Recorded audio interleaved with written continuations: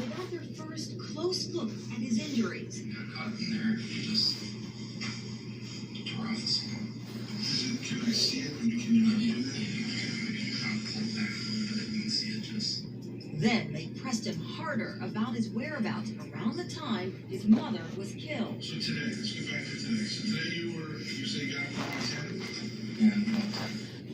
Jeffrey told them that around 11:30 that morning, Ruth came home from shopping and he helped her put away groceries. Was there any issue? Was she upset about anything? Everything okay when you left? Everything was fine.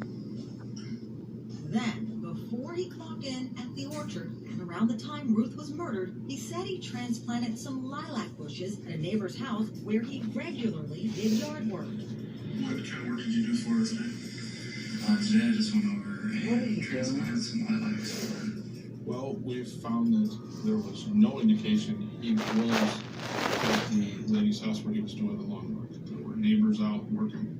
One of them saw him there, and one of them heard him there. He specifically told us that he had transplanted 5 lilac bushes at that time. And when we spoke to the homeowner, she indicated that those lilac bushes had been planted days earlier, like Monday or Tuesday of that week. Jeffrey had left the homeowner a voicemail that detectives thought sounded like an attempt at an alibi. A message saying he'd been to her house that day.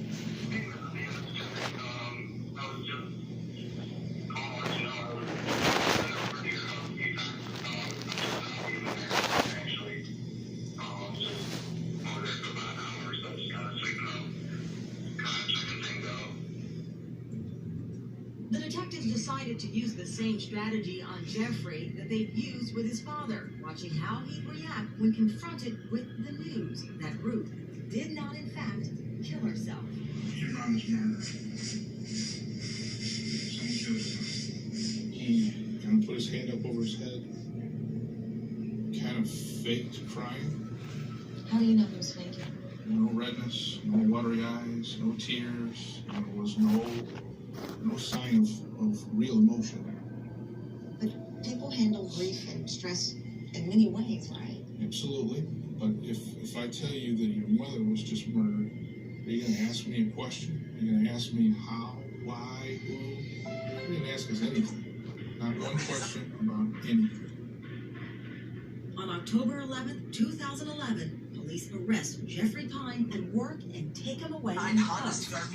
Bernie Pine is horrified and says he was in utter disbelief.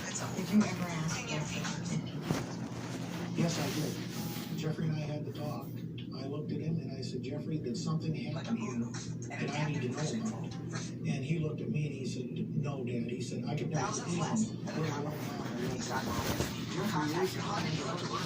Bruce and Jeffrey, very close, inseparable. Coming up, what kind of details will a guilty girlfriend reveal about Jeffrey? He lied so effortlessly.